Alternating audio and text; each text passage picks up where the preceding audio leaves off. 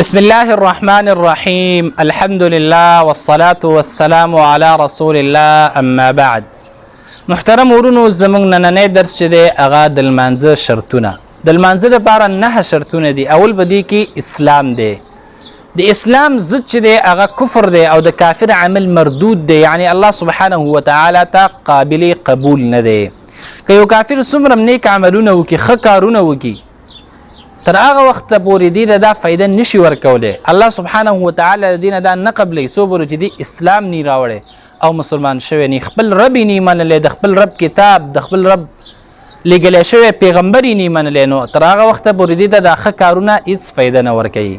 لکه الله سبحانه وتعالى فرمایي: ما كان للمشركين أن يعمروا مساجد الله شاهدين على أنفسهم بالكفر اولئک حبطت اعمالهم وفي النار هم خالدون. ندی بکار د مشرکانو د پاره مناسب ندی، یعنی الله سبحانه وتعالى د دینه دا نه قبلې شریو د الله کورونه جوړ کی، په داسې حال کې چې دیو په خپل ځانونو باندې د کفر گواهی کوي. اولئک حبطت اعمالهم، الله فرمای دا کسان چې دی برباد دي عملونه دوی، دیو د هیڅ فائدہ نشي ورکوله. الله سبحانه وتعالى دینه دا نه قبلې. وفي النار هم خالدون، او جزای دار چې دیو به همیشه په اور کې. نو د لمونځ قبلېدو دپاره شرط چې دی اسلام. اولنی شرط چې دی هغه اسلام دی. دویم شرط چې دی هغه عقل. د عقل ضد چې دی هغه لیونتوب دی او د لیونی اعمال نه لیکلی کېږي. حدیث کې راځي: رفع القلم عن ثلاثه، د درې قسمه خلکو نه، د دریو کسانو نه قلب اوچت کړی شوی، د هغو اعمال نه لیکلی کېږي. یو په هغې کې چې دی لیونی دی، تر هغه وخته پورې چې هوش پکې راځي او سمجداري پکې راځي او عقل پکې راشي. دریم محترمو تمیز، او د تمیز ضد چې دی هغه ماشومتوب دی. یو ماشوم د ښو بدو تمیز نشي کولی، لیکن شریعت به د دې لپاره یو حد ټاکلی دی. حدیث کې راځي نبی کریم صلی الله علیه وسلم فرمایي: خپلو بچو ته په لمانځه باندې امر وکړئ چې کله هغوی د 7 کالو شي، واضربوهم، بیا یې ووهئ په لمانځه باندې. کله چې 10 کالو ته ورسېږي او لمونځ نه کوي نو بیا یې ووهئ په لمانځه باندې.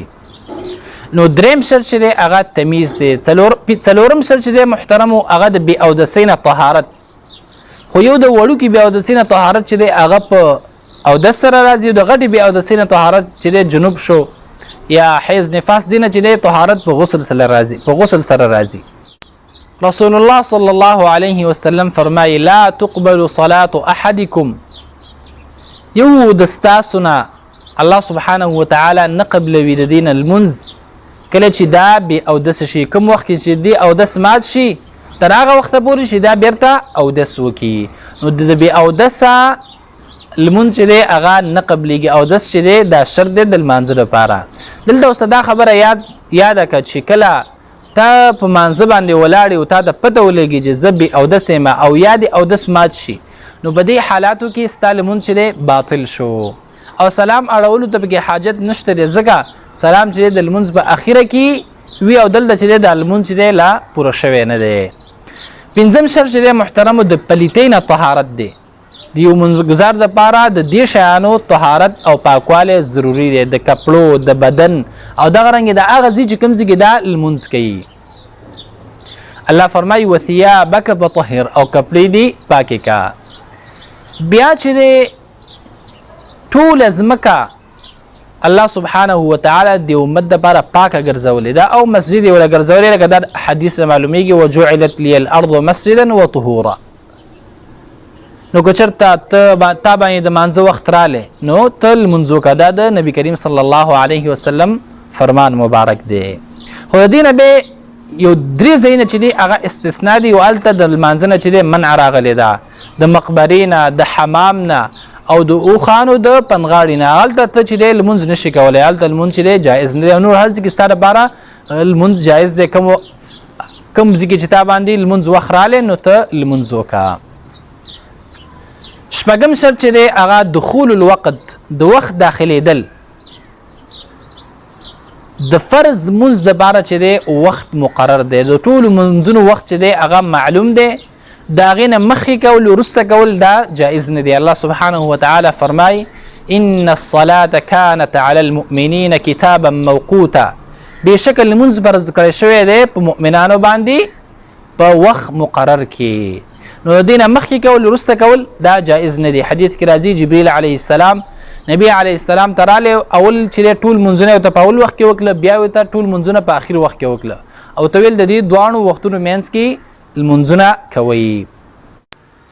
اوم شرط چې دی محترم هغه د عورت پټول دي. په یو مسلمان باندې دا لازم دي چې هغه خپل عورت پټ کړي د لمانځه په وخت کې. د سړي عورت چې دی شروع کېږي د نامه نه والا تر زنګونونو پورې، خو د اوږو پټول هم پې لازم دي ځکه حدیث کې راځي یو کس د ستاسو نه لمونځ نه کوي په یوه کپړه کې چې د هغې اوږې خالي وي، نو د اوږو پټول هم لازم دی. او هر چې زنانه ده نو هغه به ټول خپل بدن په لمانځه کې پټوي سوا د مخ او لاسونو نه. او که چېرته دا به داسې یو ځای کې لمونځ کوي چې هلته نور سړي نو بیا خپل مخ او لاسونه به هم پټوي. اتم شرط چې دی محترمو هغه قبلې ته مخ کول دی. الله سبحانه وتعالى فرمایي فول وجهك شطر المسجد الحرام وحيثما كنتم فولوا وجوهكم شطره. دلته به دا خبره یاد ساتل پکار دي که چېرته ته په مسجد حرام کې دننه یې نو بیا به مخامخ قبلې ته ودرېږي او کعبې ته به مخامخ ودرېږي. او که چېرته ته د مسجد حرام نه باري نو بیا به طرف او جهت د کعبې ته ودرېږي او قبلې ته به ودرېږي. ځکه حدیث کې راځي نبی کریم صلی الله علیه وسلم فرمایي د نبی علیه السلام ارشاد مبارک دی ما بین المشرق والمغرب قبله، د مشرق او د مغرب په منځ کې قبله ده. نو که چېرته ته دننه یې په مسجد حرام کې نو بیا به مخامخ ودرېږي او که چېرته بار وي نو بیا به طرف او جهت د مسجد حرام ته به ودرېږي. نهم شرط او اخرنی شرط چې دی هغه نیت کول دي. د یو منځګزار دپاره دا لازم او ضروري دی چې دا د لمونځ دپاره نیت وکړي، خو نیت چې دی دا په زړه کې کېږي، د دې ځای چې دی هغه زړه دی او په ژبه باندې دې لپاره څه الفاظ نشته دی په شریعت کې، نو الفاظ نه دي ویل پکار، صرف د لمانځه لپاره نیت کول دي او هغه په زړه سره. حدیث کې راځي انما الاعمال بالنیات، د ټولو اعمالو دارومدار چې دی هغه په نیت سره دی. دا د لمونځ شرطونه اسلام، عقل، تمیز، د بیا اودسۍ نه طهارت، د پلیتۍ نه طهارت، د وخت داخلېدل، دغه رنګې د عورت پټول او قبلې ته مخ کول او نیت کول. وصلى الله تعالى على خير خلقه محمد وآله وصحبه أجمعين.